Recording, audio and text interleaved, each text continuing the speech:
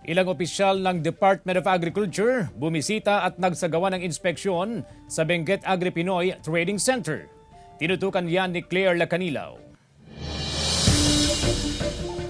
Binisita ni Department of Agriculture Assistant Secretary Rex Esto Perez ang Benguet Agri-Pinoy Trading Center sa La Trinidad, Benguet. Sa kanyang pag-iikot, nalaman na may mga pasilidad na hindi nagagamit at nakatenga na lang tulad ng mga cold storage at dry storage. Sayang ang resources ng ating gobyerno.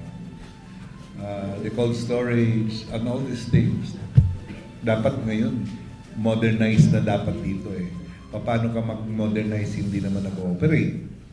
So, siguro solutions is that we're expecting from the engineers here na tingnan natin paano mapagana yan. Isa sa mga solusyon na nakikita ng opisyal ang harmonization at efficiency sa mga pasilidad ng BAPTC. Looking at costs to bring more profit for the farmers, to the LGU income, to the traders, and more profit and least cost. Malaking tulong umano sa traders sakaling operational ang mga cold storage at iba pang pasilidad sa BAPTC. Maganda yun, ma'am, para yung mga gulay namin na lalo pag yung stock yung hindi nabibili, pwedeng may storage.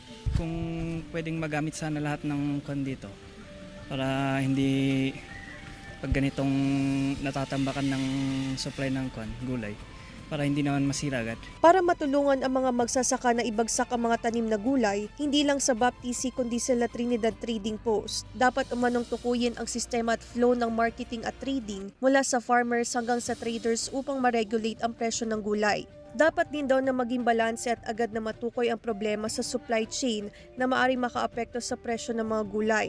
Nais ng BAPTC na isulong ang accreditation ng mga trader, farmer at tracker para sa maayos na operasyon. Maybe we have to make more the facilities functional.